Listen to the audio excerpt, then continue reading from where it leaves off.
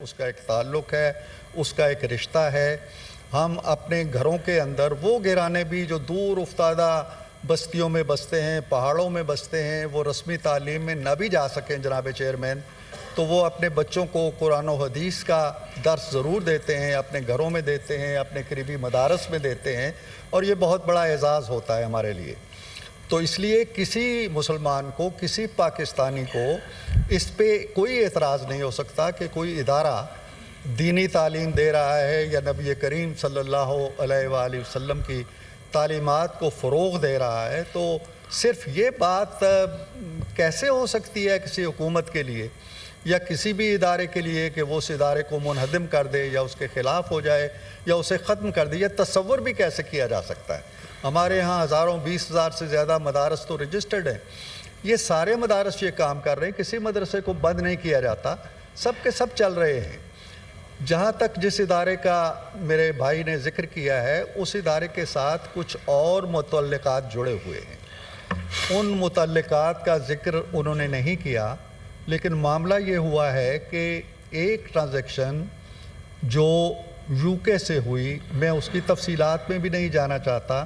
ایک کلیم یہ ہے کہ جی وہ ریاست کا پیسہ تھا، دوسرا کلیم یہ ہے جی کہ نہیں وہ ملک ریاض صاحب ہی کا پیسہ تھا جو ان کے اکاؤنٹ میں چلا گیا۔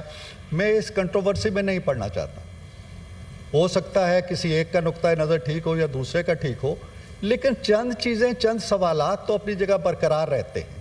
اگر ہم نے، یعنی حکومت نے، اس وقت کی حکومت نے ملک صاحب کو کوئی رعایت نہیں دی، ان کا وہی حق جو انہیں وہاں کی ایجنسی نے دیا وہ انہیں ہم نے دے دیا، اور ہماری کوئی ذرہ برابر رعایت نہیں تھی، ذرہ برابر پشت پناہی ہم نے نہیں کی ملک صاحب کی، ذرہ برابر کوئی ان کے ساتھ معاملات ہم نے نہیں کیے۔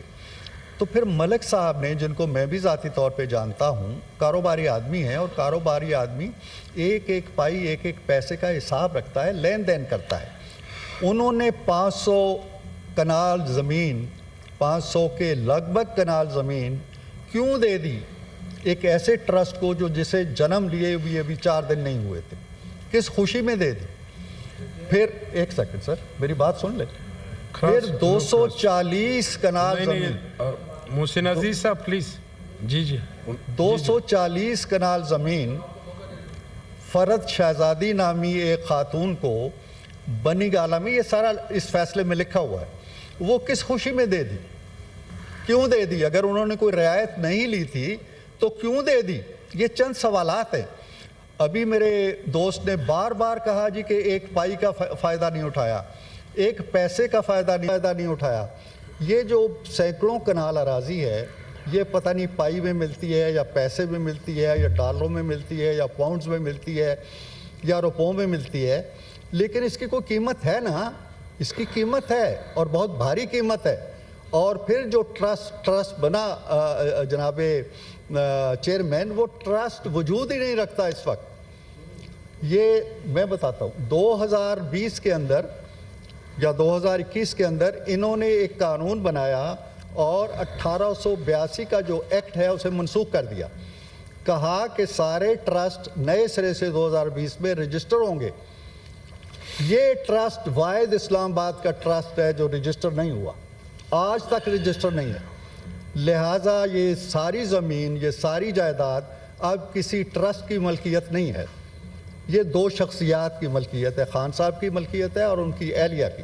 اس کے 4 ٹرسٹی تھے جو 2 فارغ کر دیے گئے، 2 فارغ ہو چکے ہیں، ان میں سے صرف 2 رہ گئے ہیں اور 2 اس کے مالک بن چکے ہیں۔ تو کہنے کا مطلب یہ ہے کہ حضور صلی اللہ علیہ وآلہ وسلم کی سیرت جو ہے، اس کے لیے کردار و عمل چاہیے، اس کے لیے صرف سلوار قمیض نہیں چاہیے، اس کے لیے لب و لہجہ چاہیے، اس کے لیے طرز عمل چاہیے، اس کے لیے اس اسوہ حسنہ کی تلقین چاہیے جو حضور نے دیا تھا۔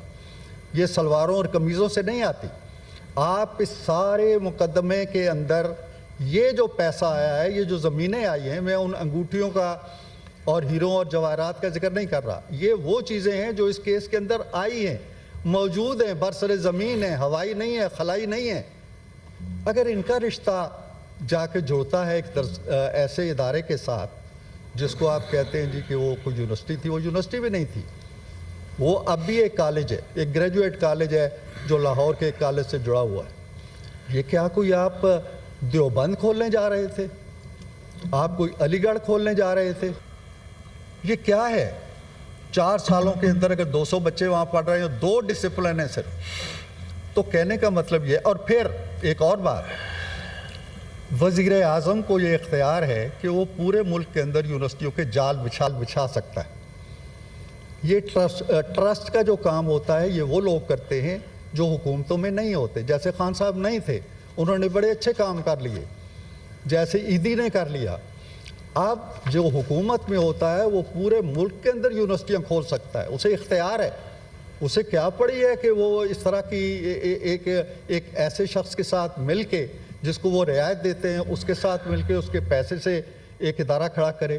تو اس لیے اس کو اس آنکھ سے نہ دیکھیں، اس کو اجتماعی طور پر دیکھنے کی کوشش کریں، اور جو یہ فیصلہ کل آیا ہے اس کو پڑھیں غور سے، اس کے حقائق پہ نظر رکھیں۔ یہ واحد کیس ہے جس میں کوئی ہوائی خلائی چیز نہیں ہے، ساری کی ساری باتیں زمین پہ موجود ہیں، فی الواقعی موجود ہیں۔ تو میں یہ عرض کروں گا کہ کسی ادارے سے کوئی دشمنی نہیں ہے، نہ کسی دینی تعلیم سے کوئی دشمنی ہے، نہ نعوذ باللہ حضور صلی اللہ علیہ وآلہ وسلم کی تعلیمات سے کسی کو بغض ہے۔ یہ چیزیں نہ لائیں بیچ میں، سیاست ہے تو سیاست ہی رہنے دیں۔ تو میں یہ گزارش کروں گا شبلی بھائی سے کہ وہ اس کو سیاست کی آنکھ سے نہ دیکھیں یا مذہب کی آنکھ سے نہ دیکھیں، اس کو ایک ایسے وقوع کے طور پر دیکھیں جو زمین کے اوپر موجود ہے اور رونما ہوا ہے، اور ہماری پوری تاریخ کے اندر پہلی دفعہ اس طرح کا کیس سامنے آیا ہے، کسی وزیر اعظم کے دور میں نہیں آیا ہے۔ Thank you sir.